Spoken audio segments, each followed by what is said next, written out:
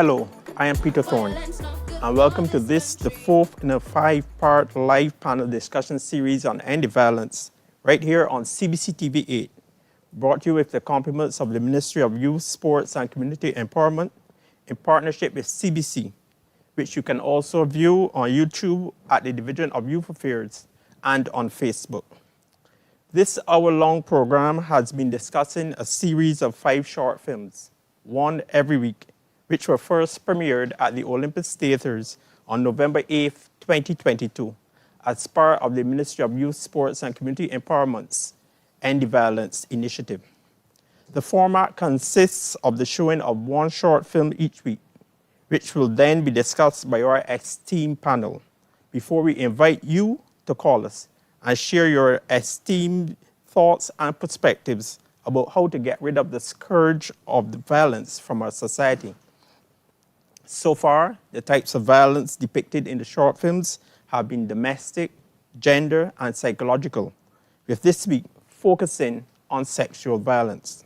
But before we view the film, let me now introduce you to our esteemed panel.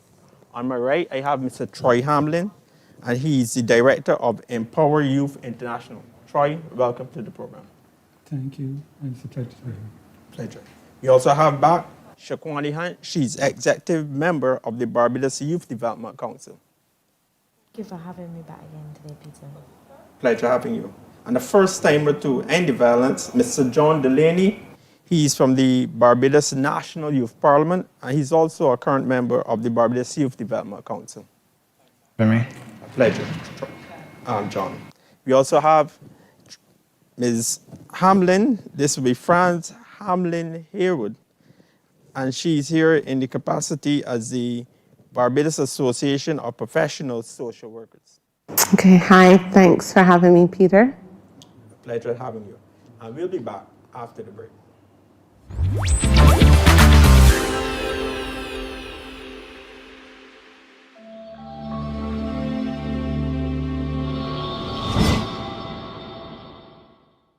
Anti-violence is not just a catchphrase. It is a movement towards positive behavior change in our young and old. How do we accomplish this? Through empowering and educating everyone to make that conscious decision to end the violence. But what is violence? According to the World Health Organization, violence is the intentional use of physical force or power, threatened or actual, against oneself, another person, or against a group or community. This action either results in or has a high likelihood of resulting in injury, death, psychological harm, maldevelopment, or deprivation. We all have seen the devastating effects violence can have. We cannot continue to let physical violence, sexual violence, domestic violence, or any type of violence run rampant in our nation. Violence benefits no one. Not me, not you, not our families, our communities, and definitely not our beautiful island Barbados. So let's all work together, join the movement, and end the violence. For more information on the End the Violence campaign, visit us on Instagram and Facebook at End the Violence. End the Violence campaign, an initiative of the Division of Youth Affairs in the Ministry of Youth, Sports and Community Empowerment.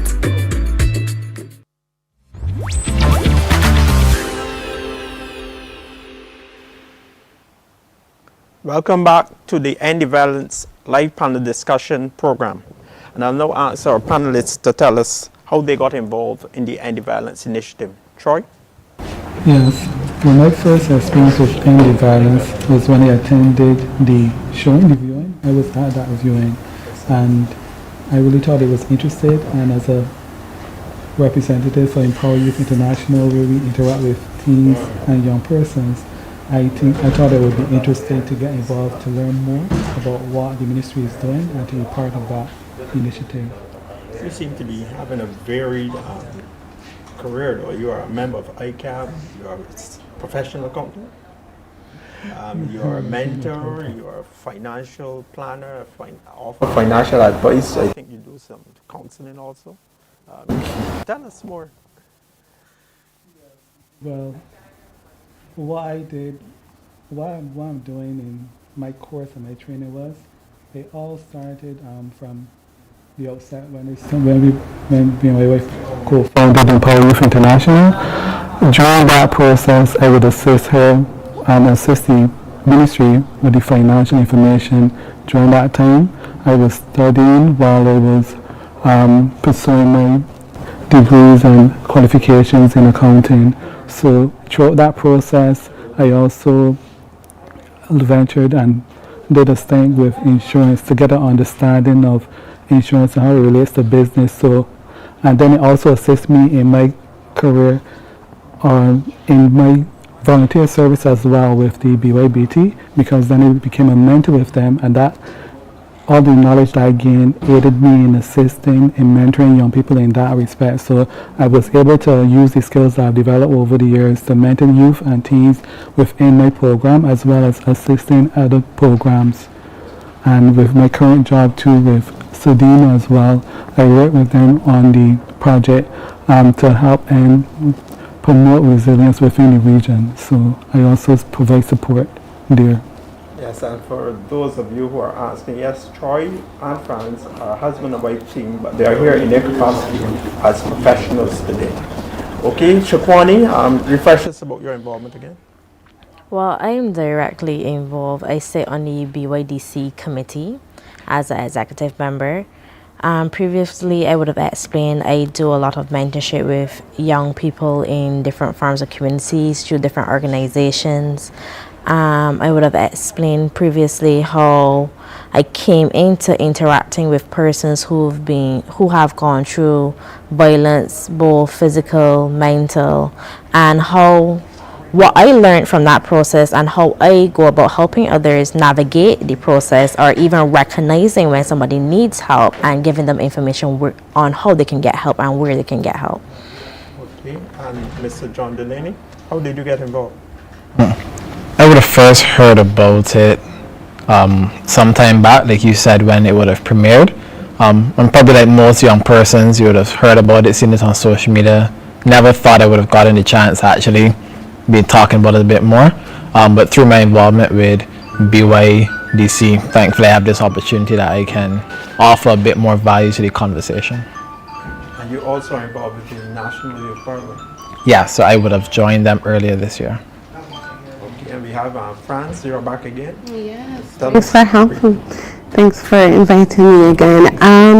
Yes, my involvement in terms of youth from violence started because I had that passion to do something about what I was seeing in society, the rising crime rates, and then I was interacting a lot with young people who had been either victims of violence or who had experienced abuse, and I wanted to do something more about it. So I started my youth organization, Empower Youth International, and that gave me a head start in my career as a social worker.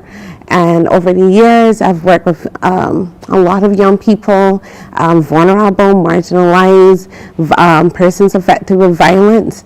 And so I'm a change agent for ending the violence that we're currently seeing here in society. Well said.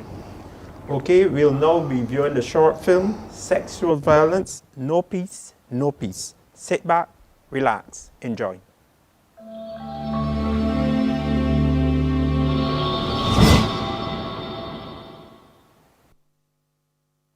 Any violence, verbal and physical aspects, any violence, sexual abuse and neglect.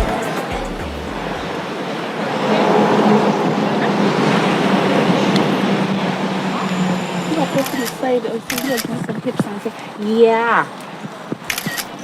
Yes. Angles. You gotta get the angles, bro. Yes. Right. So you right? I was like 6 minutes when she all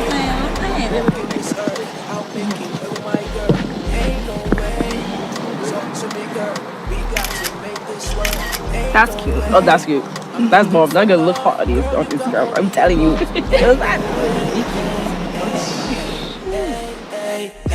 You look like you need somebody. That's nice. Yeah, I guess not tonight. Yeah, if you do special to talk to me, huh? Make care. I know, what you to get on here? I was late.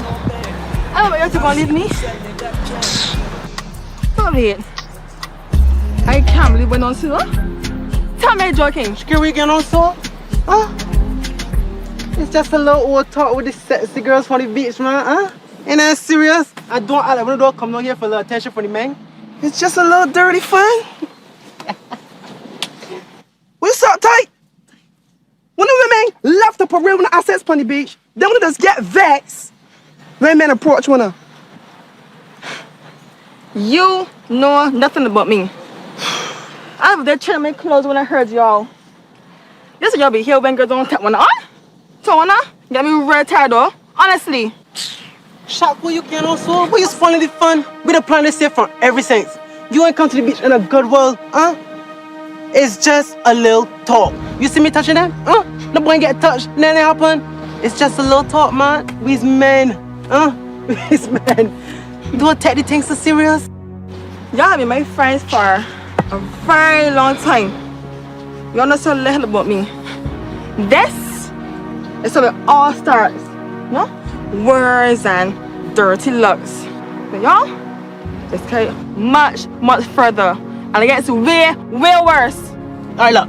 Shop. I'm sorry for talking to girls. Be good. Be good. No. It's not good. These guys are telling me how sexy it was and how much I wanted it 6 months ago, to be exact. That's why I don't come to the beach anymore. If it's strange how when they ask me, I said no. How to beg me to come today? And I respond to them. And I'm by myself, washing the sand on my feet by the pipe. They came and touched me and calling me, telling me how I wanted it.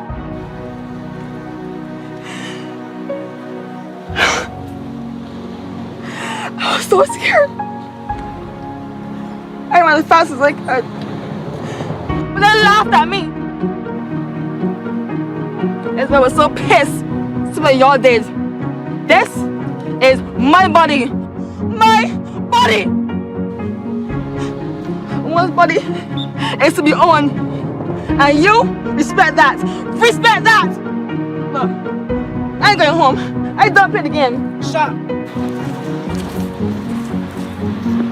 Sorry.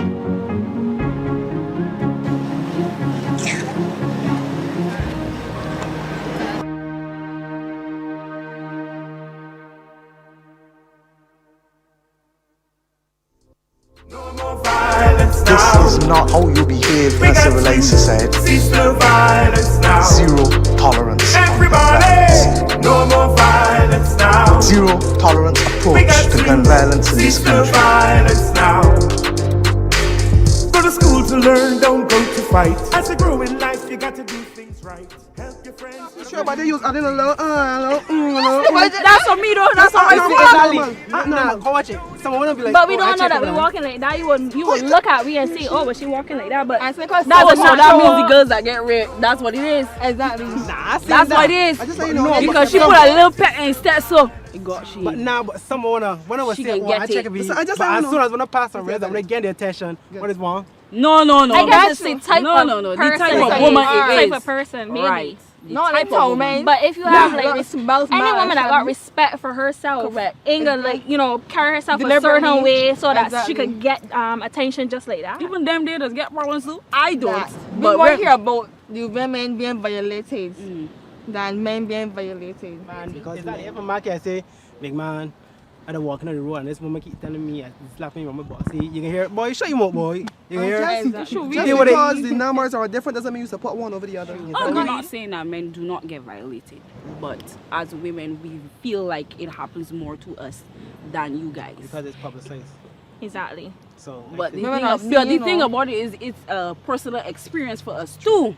So even if the public put it out there like that, as a woman that I can't step out the house without a man saying something, it's like that's my experience, and that's every day, 24 hours, every second, every 5 minutes. It's annoying. It's annoying every time.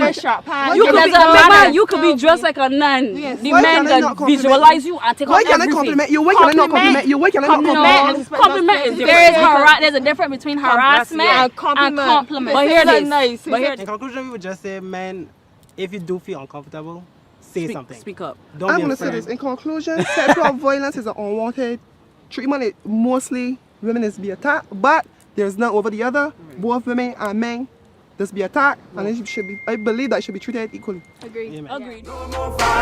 This is not how you behave in a civilized society. Zero tolerance on gun violence.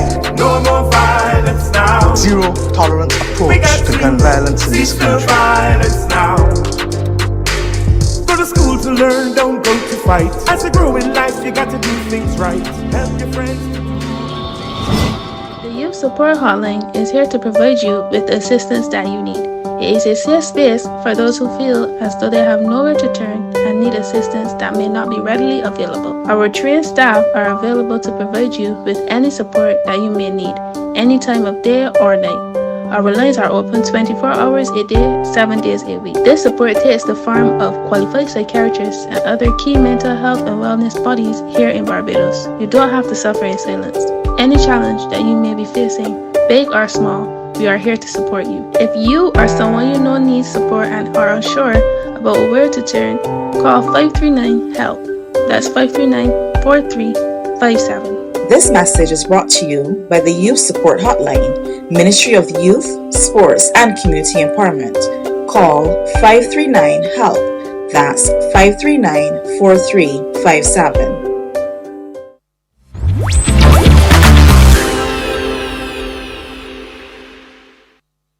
Welcome back to the End Violence live panel discussion series where we just viewed the short film on sexual violence, No Peace, No Peace. I have to go to the ladies first. Franz and Shakwani, have you been at the beach and have had similar experiences? You could be at church and have that experience. No, I'm being serious. It is not limited to a location, a venue. As I said in the video, it's not limited to what you're wearing. You could think you look your worst and somebody will still catcall you, because that is what it is. Don't matter what you have on, don't matter what you're wearing, don't matter if you, because people say you're looking for it or you're putting it on, but that is not true. You could just be in a line at the grocery store.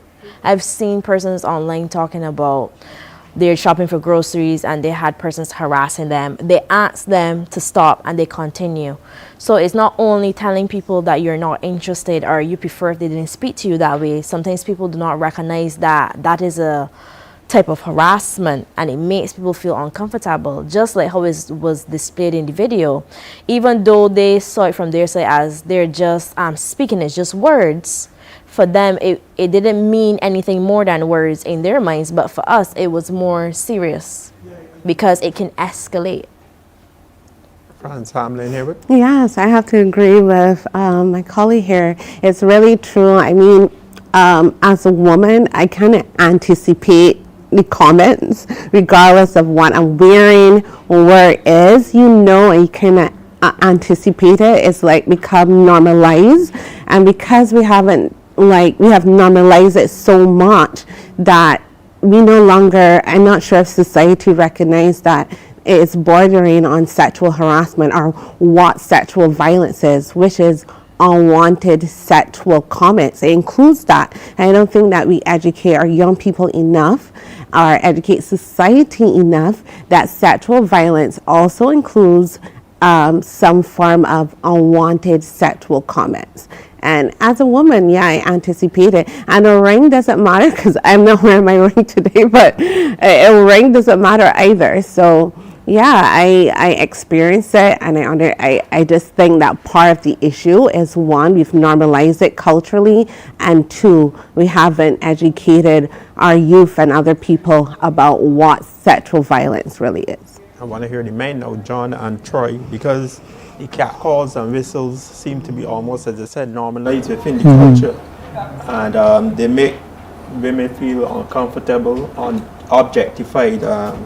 And these are indeed forms of sexual violence. You had a situation here where a lady that was on the Welcome Stamp program, she came and she left and she publicized it because even though she had been pre-warned, she could not take the cat calls, the whistles, she said, every time she stepped out of her apartment. Your comments? I think one thing that, again, I like, although the video is highlighting it negatively, one thing that I liked that the video highlighted was the guy's perspective and how narrow it was in that they were thinking kind of themselves. When you think of sex, especially among the other kinds of violence that we'll be discussing, that is one where the activity in itself, sexual stuff, is between two people. But most times when you have the catcalling, when you have the touching and stuff like that, the person is kind of only thinking of themselves. I think that highlights the perspective of a lot of the guys that would do those catcalling, that would engage in that kind of sexual violence, that they're not looking at, you know, how can I involve her in a way in the experience, or they might not even just be thinking about her, they might be thinking of themselves and how they can get a means to an end. The guys even show that where one, the guys asked, you know, am I going to get a piece of that tonight? Like, again, thinking of them, of their own needs. I think that's one of the key things to highlight, especially in our education of guys, that this activity is not just something that you do just to de-stress or just to get something off, but it's supposed to be act between two people, and both people have to be comfortable. Both people have to want it. Can't be one person wants and the other person just providing it as if they're obligated, kind of thing. Because then persons get entitled, then they start to think, okay, I can make a little comment and get away with it. I can get a little touch and get away with it. So I think definitely in our education, we need to ensure that persons don't see it just as, I have a need, I have a want, there's a means to get it. John Delaney, your thoughts, Troy Hamlet? Yes. I think that men have been socialized that way. I come from the community, where I see it happening, and then it becomes a norm. But we tend to highlight to the men, and in this case, and we try to do it in either way, is that we try to teach them positive ways of looking at the young ladies, positive ways of looking at themselves, and not only thinking about themselves, like John said, but looking at how your words and what you say, what you do can impact the other persons around you. And it has been normalized because there haven't been a lot of speaking out. Even though the lady will speak out to the situation, some people see it as not a problem. So a lot more education needs to be done about it, and not only looking at highlighting the negative, but know what you can do right about this. What is the right way to approach someone? What are the signs that if someone is showing interest in you, if the lady isn't showing interest in you? Because some men just assume that every person that passes and they look a certain way, they're showing an interest in them. But I think that the education needs to start there as well, in terms of what are the positive signs and what are the negative things that they're doing. So that is my thought on it, that a lot more learning education needs to be done. Yeah, and in the film, the young lady seems to have experienced it before, because she said she hadn't been to the beach for 6 months. Yes. This means that I like it. We need a widespread public education campaign to deal with this. Definitely. And the impact of sexual violence, I don't think that people understand how pervasive it is, because like she said, she wasn't able to go to the beach, so it stops you from socializing, the psychological impact, depression, anxiety, suicide. We look at the impact of women not going out there to work, so it can affect you in terms of your finances as well, because there's a certain level of shame that comes along with sexual violence that people don't talk about. But because there's a shame and embarrassment, the women don't want to vocalize much, so they don't want to go to work, they may not want to socialize with friends, so there's isolation to it. So that's one of the things that comes along with sexual violence, that shame, and we stigmatize it a lot, so people don't want to. It's a small society, people don't want to come forward, may not want to report it because of the way that is seen in society. So it's a lot of shame that is attached to it as well. Interesting. While you were there making your comment along with Shakwani and the other panelists, I was reflecting back on my days, student days, when I was at Mona, and the ladies would stay on hall, and at nights they would catcall the guys, and similarly the guys would catcall the ladies. But you know, the guys never used to make any noise about it. You know, it's interesting. I don't know if the men don't complain about it, but it's sexual violence affects both men and women. Yeah. Yeah, Okay. I guess the guy's just happy to get some attention. Yeah, and I think that again it highlights the way that we as guys think about it, our perspective. Some of us would be able to see above that, but others, they still hold on to that need of, you know, if I feel like I want sexual attention, I think that's what the female want. So that's what they do. And I like the way that the video tackled it and the way that the video put it together. 'Cause even some of the comments by the guys highlight those underlying issues. And maybe as we seek to have a campaign and have that mass education on top, we need not forget to also tackle it from the bottom in those personal discussions, even like at the end where they were just talking casually. Because you saw how even after the girl was talking about how disgusting it was, one of the guys was like, we just men, and dap up the other one. And that's something I think maybe I have even fallen into, not necessarily doing it, but when I see it being done, I don't denounce it as much. Where, let's say, like around sports, you're the cricket team, and you know, one or two guys say a little something, and you might not be the most comfortable with it, but you don't say anything. I think certainly females talking up about it, yeah, is they gonna get the message across, especially if it's a female that's close to you, you're gonna listen to them. But at the end of the day, it's a man-to-man thing. And as men, we need to be able and willing to denounce it, even if we end up being the black sheep in the group, even if, you know, everybody else around is doing it and we're seeing like the weirdo because we're not doing it. Definitely does, again, that approach, that informal, personal approach is probably what may be required. I would agree that sexual violence affects every community, affects all genders, ages, etc. As long as you have sexual body parts, I don't think it has anything to do with body parts, because sometimes people don't know based on how you're dressed. Because I could be dressed with not close-fitting clothes, and people will call at you. Men, women, it doesn't matter. It's not limited to a gender. Sometimes people find themselves in positions where they say things that they shouldn't say, that should be kept on the inside. I think we need to hold people more accountable for their words and actions. And then if you find yourself in a position like that, call them out. Let them know that that is not the way to do it. Even if it was interesting in speaking to you, that is not the way I want to be approached. Because we're talking about in person. People do this online. People actually go into your DMs and message you and harass you in your DMs to speak to you. And when you don't respond, or if you answer back, you tell them you're not interested, you will get cursed, you will get harassed more. The person that was just complimenting you. Yeah, it's like a switch has flipped in their brain, and you are no longer beautiful, you are no longer amazing, just because you have turned down their advances. And because social media has given person this platform to hide away and put themselves like at top of the world, they believe that they can do this.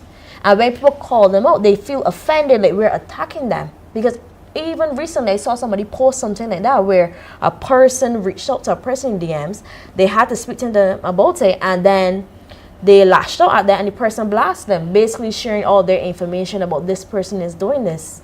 I can tell you there are hundreds of persons in my DMs where I do not respond, because if you ever have to take time on my day to respond to all these messages, you will find that you have this negativity coming into your life trying to handle this, where persons just need to be accountable for their actions. Why should I have to take time out of my day to tell you that you can't speak to people like this? You have to know that this cannot be the norm. Would you want me to speak to you in that manner? To make you feel uncomfortable? Because think about if it happens in the workplace. It may be easy to avoid a person online, but think about you're at work. You can't avoid this person because they may be your boss. You're now in an uncomfortable position because you don't know how to report this. You don't know how to turn down the advances because some people have turned down advances and lost their job. So how do you speak to a person who is your superior and call them out and tell them, well, I don't want to be spoken to in this manner. I think you need to check your behavior, but also you need to be mindful again, this person is your boss. How do you handle the situation? Even if I read a scenario online where a person went to the HR manager and the person said, well, you know, he's like that. So even though she went to the person who was supposed to resolve this scenario, they did not. They seemed to be accustomed to his behavior and allowed this to happen to multiple staff members that were females. And you know, it's a difference in terms of the societies because in England and the United States, this is not allowed. No. You see, we allow this to escalate to this manner, and they know we're seeing it as a norm. Well, it's just a call. It's just a seat. We just see it as a norm. We don't see that something is wrong with it. You can imagine somebody going overseas with this behavior coming from the Caribbean. Probably within the first week of work, they can get at least 2 letters because that is not the norm over there. And if they can change when they go over there, why can't they change here? What's different? I think what has happened is even like how the gender stereotypes, the gender positioning. I think also like the impact of slavery and how, you know, back then the woman was seen as the husband's property, and those type of like mindsets have been passed down, and even so the unequal power relations between women and men in families, I think that added to it. And now like you know, women are like seen as, you know, objects. So all throughout that, and we still haven't dealt with the gender inequality that's happening in society. We haven't dealt with it. We haven't addressed the numerous cases of child abuse and what's happening on that level. We haven't addressed it. So now it has reached to this boiling point, and we're saying, oh, we now have a problem, but it has escalated throughout. We haven't addressed those negative gender stereotypes in families. We haven't have an honest conversation about why it is happening or how we are going to fully fix the problem. So I think a lot has to do with those gender stereotypes and the unequal power relations in relationships. Okay, we're going to take a short break and we'll be back in just a moment.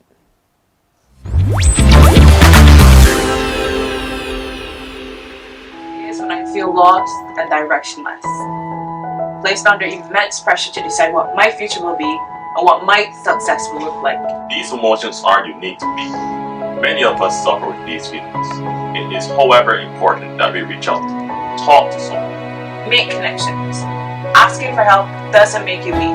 It's one of the bravest and hardest things you'll ever have to do. We are not alone. We're stronger than we think. This message is brought to you by the Youth Support Hotline, Ministry of Youth, Sports, and Community Empowerment. Call 539-HELP. That's 539-4357.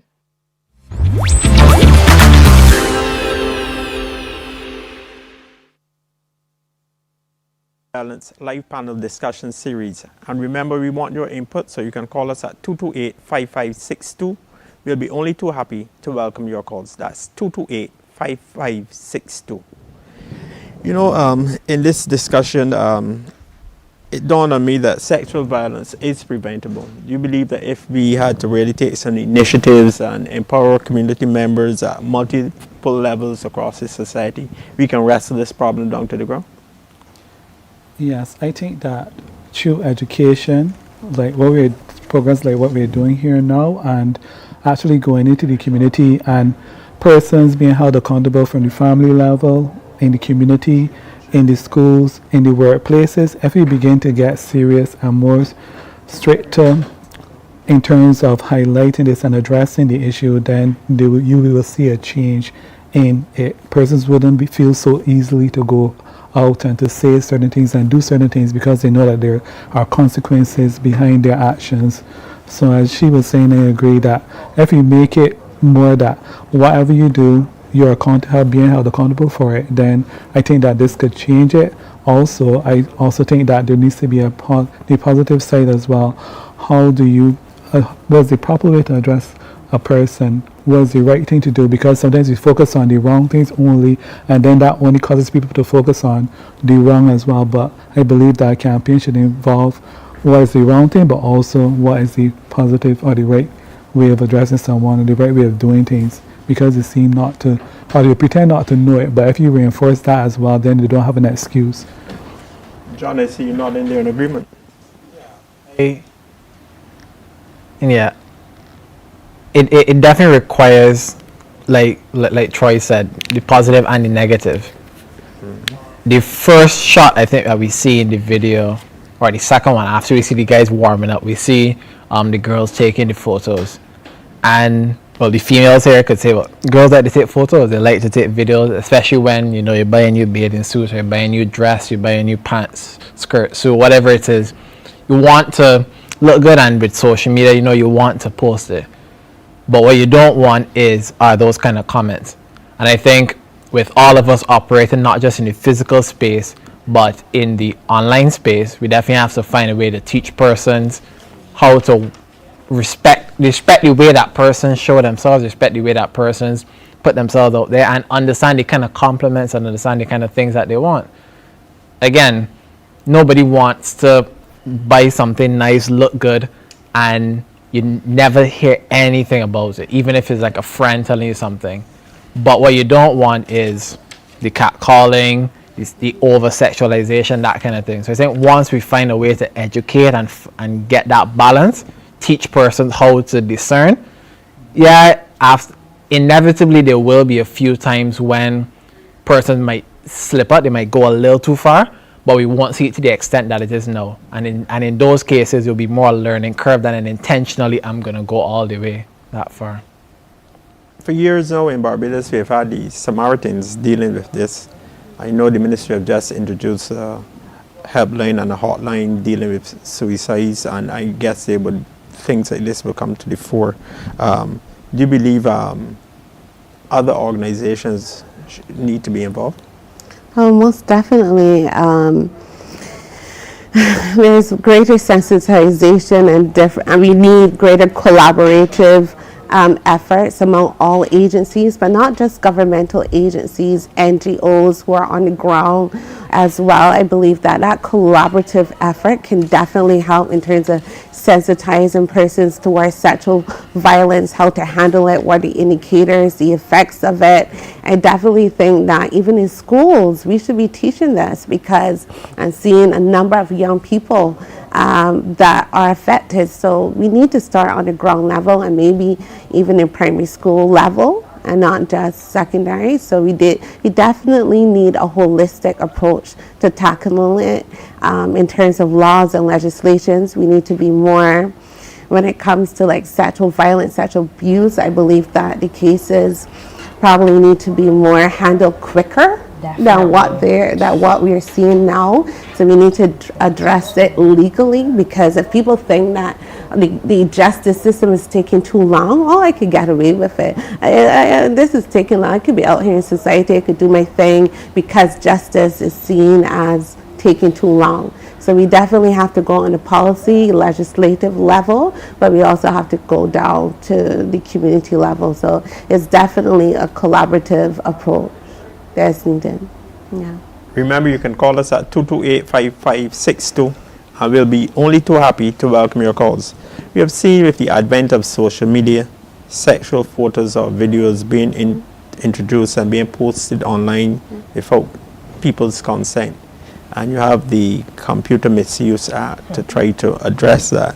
But despite that, you still see these things happening. This must be a cause of a special concern. Because justice has taken too long. People will take it for granted, and I mean, we definitely have to address it legislatively, looking at how our justice system and cases are being backed up, we definitely need to address it at that level so that people can see, okay, there are consequences, but we also need to do an education, because people post things online and they think, well, it's just posting, we could post on Instagram, everything. But on that level, a lot of young people don't recognize it's against the law, because I talk to some of them, sometimes they don't recognize, like, oh, to post a picture like this is actually could break the law. And so we need to sensitize our young people, but we also need to sensitize the greater public, the parents, because sometimes the parents don't know what their kids are doing online. And it's true, because I talk to a lot of them and they don't monitor as closely. So we also have to do sensitization at that level as well. Okay, we are going to take a short break. I will be back in just a moment.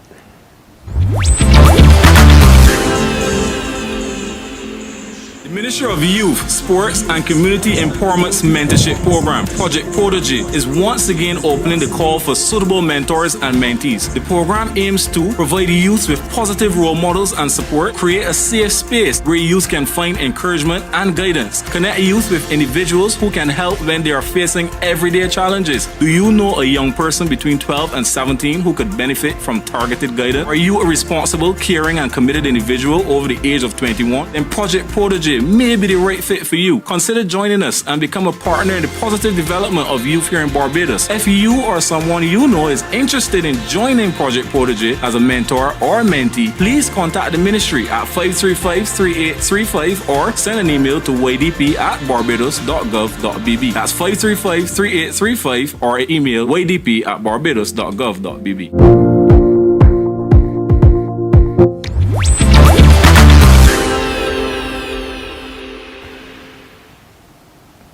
Welcome back to the Anti-Violence Live Panel Discussion Series.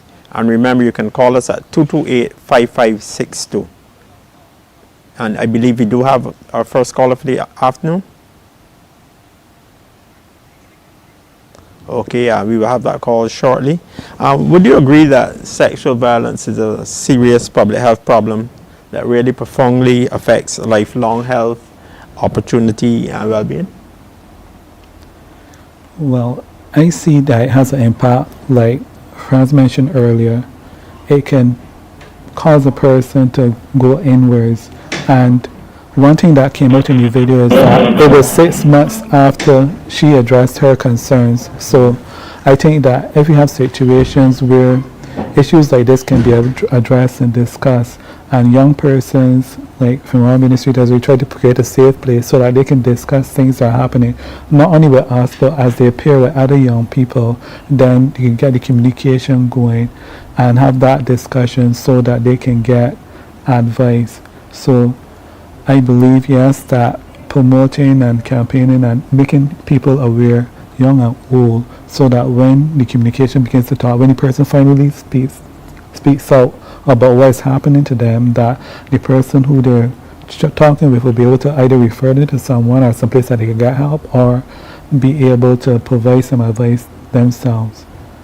Okay, I believe we do have our first caller now on the line. Hi, good night. Hi, good night. Good evening. Good night. Good night. I would like to disagree with the lady that said that discrimination and slavery is about men dominating women. This is the 21st century. Women have the right to say no. And they've had the right to say no for the last 10 years. Thank you very much. Thank you very much for your call. Franz, I believe she made a comment in reference to some comments that you made. Yes, because even in the video, we see that they were dressed suitable for the beach. But just because a person may dress a bit revealing doesn't mean that we are giving people the right, whether it's male or female, to harass that person. We can't. no, I don't. I think that would be crossing the line. So no matter if the person is dressed in a revealing top, it doesn't give a man or a woman the right to harass that individual. And society definitely have to look at way that cultural norms are affecting behaviors and attitudes. I believe culturally, the normalization of sexual harassment and these issues has reached alarming levels. And so now we definitely have to see, how constructively we can address it. And one of the ways is looking at the unequal power relations, the impact of slavery, and those type of mentalities on us as not just as a national, but also regionally. Not only nationally, but regionally. The Caribbean region has been affected by those type of stereotypes, which I believe came from that dominance that occurred during slavery. So we definitely have to look at the impact of colonization on how we treat each other, the violence that we are seeing, the physical violence, how we treat each other, and also gender-based violence. So, yeah. Do you believe the psychological impact of sexual violence lasts for a long time? In this case, the lady said it was 6 months, as you correctly said, with the beach. But it could last for a lifetime. Lifetime. Yes. Some people suffer with it for years because they would talk. They may think they may be over it. A scent could trigger them. A road could trigger them. A person could trigger them, because imagine somebody who attacked you was in jail and they got released. You just happened to see them on the road. You may freeze. What you thought you were over can just come back at all those emotions. So you're never really over it. That person is working every single day from the point of impact until maybe the end of their life, because they now have to become accustomed to the new norm of their life and the circumstances and how they handle it, how they handle new people, because a lot of victims blame themselves. So they're now thinking that, oh, maybe I shouldn't dress this way, maybe I shouldn't go here, maybe that road was too dark, maybe I didn't make it clear. So because most victims blame themselves, they now have to work out the logistics of how they're not to blame for this issue. And then they now have to work out, how do I prevent this from happening again? Because there's a statistic that says persons who are sexually assaulted once, usually it happens to them again. It's crazy, but it does. And it may not be anything that they would have done, but the option for that to happen is possible. So imagine it not happen to you once, but twice. How does a person handle that? And I find one is not clear where a lot of persons can get help, and then sometimes the help is not free. And then when they get the help, sometimes the help is not the best, because they're in locations where the conversation is coming outside. And because it's personal and persons are really traumatized, they don't need the gossip surrounding the issue. So we need to create safe havens. We need to explain to persons where they can go, who can help them, and how this help should look like. We need to let them understand that because they're a victim, that doesn't mean that they have to go to the police and create a case, because a lot of persons don't want to press charges. You allow them to decide what steps they want to do. Give them the power to choose, and by giving them that power, giving them the tools to help themselves, it helps them retake control of their lives and navigating life after the accident. I don't want to politicize the discussion, but you've seen how you profile cases like this in United States, where you saw President Trump, you saw Bill Cosby, I think you saw Sean Diddy Combs just recently. So, and some of these cases go back for decades. You see something, say something. Because somebody has power or authority over you, that doesn't mean that they are right. They may just have money, but you have your voice. You have a platform. Keep saying it, keep speaking about it. If you want to go to the police, then do it. Don't let their position, their authority, being the president of a country, stop you from saying something, because that person's only one person. But you're also a person, and they have just as much rights as they think they have. You have even more rights because something happened to you. People sometimes put it in a way like, oh, maybe the person was an escort. Because you were an escort, you still have a right to say no. That doesn't mean because that was your job, you wanted it to go that particular way, because we've seen later down how persons said they were beaten, their face was broken, their nose was broken. And we have to remember these things escalate because a person may have started off doing one type of abuse, they liked it, and they escalated to something way more violent. What I was saying, Barbados, we don't have a lot of escalations that lead to murder sometimes, but I remember a time we did have a couple cases where some men could not take no when the girlfriends left the relationship, and we had persons losing arms. Losing their lives. Exactly, their lives as well. So imagine you broke up with your boyfriend, you want to get out of that scenario. They're stalking you at your workplace, they're stalking you at your home, at your church, and sometimes your family does not understand, or this is getting out of hand. Or you can forgive them. People don't understand that sometimes when you recognize this behavior, you need to go. Forgiving them is not an option, and it sometimes can be dangerous. So because in the Caribbean and in Barbados, we accept a little what we would consider as roughness, maybe a tap, maybe shouting. Those are signs of escalation that can lead to something more serious. And because those signs are left untreated or unapproached, persons get more hurt. And that impact lasts really long. I want to hear the men quickly on this. Definitely. And I think it makes you hypersensitive to some other thing. You can almost imagine like a physical bruise where, you know, a simple brush of the wind that might have been nothing before, because the skin is exposed, now you experience it a bit more. You look at the media that we have, again, social media, which we're always on. Instagram reel that may have been nothing before, now it triggers something. You might watch a movie that may be PG, that may be 13 plus or 18 plus or whatever, that may have been nothing before. Now you're a bit more agitated by it. Even you saw with, again in the video, the experience she had at the beach, she was just observing what the guys were doing. She wasn't even the one actually being catcalled, and you saw how that ticked her off. And I think it also highlights that kind of compound effect that it might have had. Because if, 6 months and she might not have been fully healed from it, and she still gave a chance to come out to the beach and, play some volleyball with the guys, imagine now how long it might take her to come back to the beach. She might never come back. And you might see that compound effect to even some other things. She might never go to a party. She might never wear certain kinds of clothes. You saw that she didn't even have on the full bikini. She had on a jean shorts. She might not even put on the bikini. She might wear other stuff. And again, one of the things that, again, the video highlighted where the guys were saying, well, the girls are wearing that stuff, the girls are doing that stuff, they want the attention. I think that it limits the expression and the freedom that as females you might feel to wear certain things, or even as males that, being out with your shirt off and playing football with the boys, especially on the beach, might be a normal thing. If you start to get called a lot, no, you can't even do that. And it's true. I think one of the things that wasn't necessarily highlighted in the video, but for guys even gets highlighted sometimes, is the opposite, where for the females it might be over-sexualization, like, yeah, you look good. For the guys, it starts to become almost the opposite, where if you have a certain body type, you don't look good.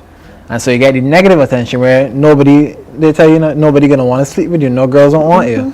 And again, on both sides of the spectrum, you start to feel a lot less free in your own skin. You start to feel a lot less free to wear certain things or not wear certain things. Definitely on both sides, you have to ensure that when that little bruise comes up for persons, we give them time to heal. We give them that space, and we give them that safe space, as Shaquani spoke about, that doesn't agitate it again, because certainly that compound effect can last a lifetime. Okay, that's all your thoughts. We're going to take a short break, and we'll be back with the End the Violence initiative in just a moment. Barbados, are you ready to celebrate the outstanding youth in our nation? It's time to honor those who make a real difference, those who are shaping our future. Get ready for the National Youth Awards. Save the date for the National Youth Awards, May 26, 2024 at the Frank Collymore Hall. But here's the best part. Nominations are now open. You can nominate those outstanding individuals who deserve to be recognized for their contributions. So how to nominate, you ask? Simply visit us at our Facebook page at Division of Youth Affairs and click on the link provided under the post section to access the nomination form. Alternatively, you can go to our Instagram page at DivYouth246 and click on the link provided in the bio. Once you have accessed the form, fill it out in its entirety and press submit. If you prefer a physical form, then select your preferred location from the list provided. You can find collection points listed on our social media pages. The nomination deadline is May 13th, 2024. So spread the word to everyone you know, your friends, family, neighbors, and workmates. Let's make this year's National Youth Awards the biggest and brightest celebration ever. Nominate now to be a part of celebrating excellence in our youth.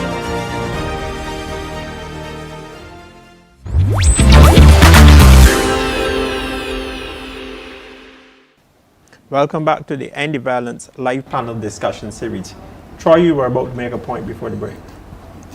Yeah, I was thinking about what he was saying and the effects on the men. I know that sometimes it goes towards bullying or how other guys relate to other persons. Like, I know that there are certain cases or situations where, like he said, if you try to speak out against her, fellas will call you a girl, or you weapon, you don't feel the same way, or you don't talk the same way, or you don't do the same things.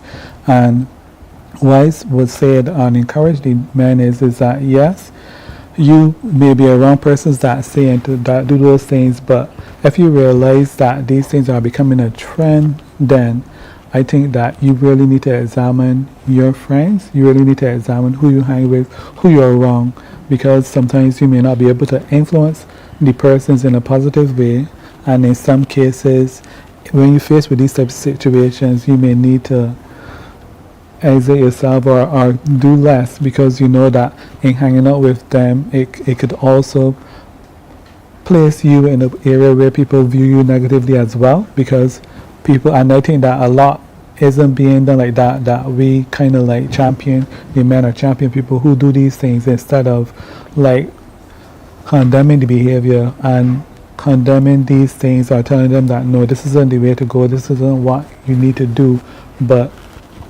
you know, it's not the popular thing to do. And I think that we really need to change our society thinking. While I was talking to, I remember a situation where I heard a lady say that, you know,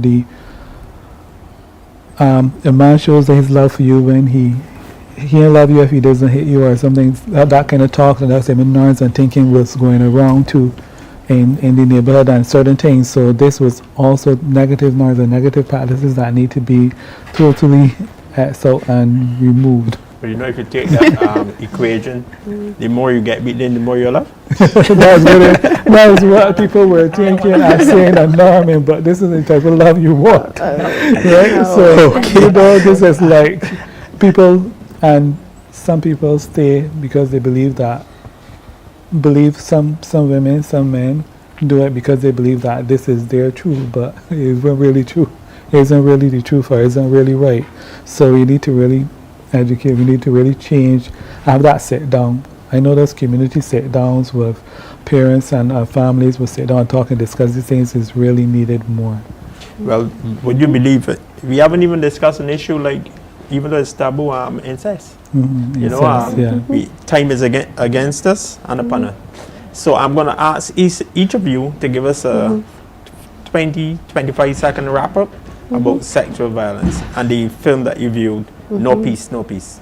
Yeah, I just would like to say that to parents also, you have a part to play in how you socialize your children, the way that you are raising them. So one of the key things to do is to understand that sexual violence is wrong, understand what it is. I mean, we live in the age of social media. We had a conversation before camera, and it was all about, you know, if you need information, that you research it, you Google it, you find out what sexual violence is, and educate yourself. The more educated you are on the issue, the better it is. You know, you're better equipped to addressing it. So I would say to those who are watching, understand what sexual violence is, begin to teach your children. My mom was teaching me from like primary school what to look for. And so I just want to encourage parents to keep educating yourself, educate your children,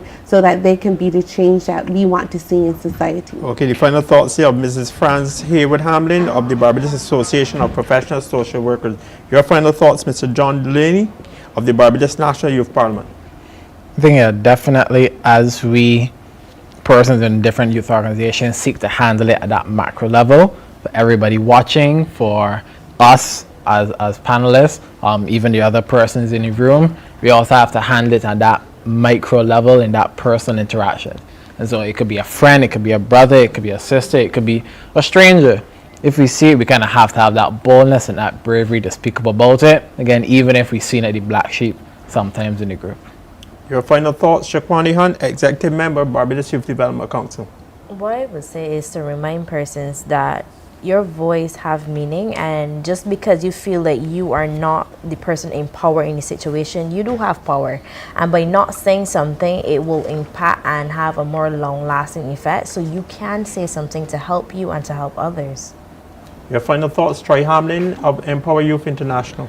Yes, like the others, I agree that by saying something, you make a change, you make a difference. And in this video, because she said something, it had an impact on the men, the boys who are there, understanding the impact I had on them. So I say fellow to victims, say something, because it could have an impact on the abuser as well, and they would understand that this thing is not right.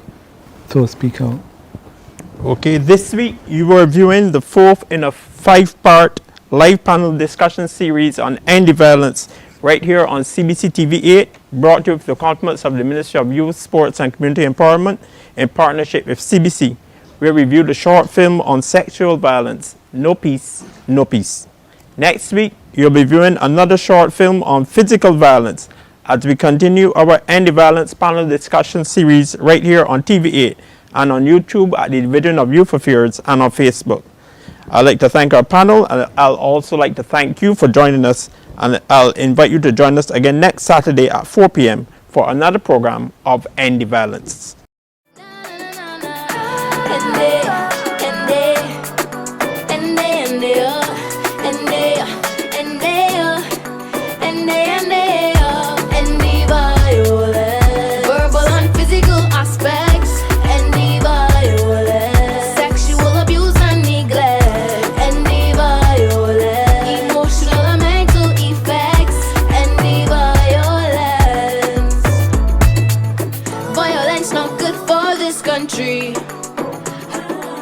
It's depressing and hurting you and me.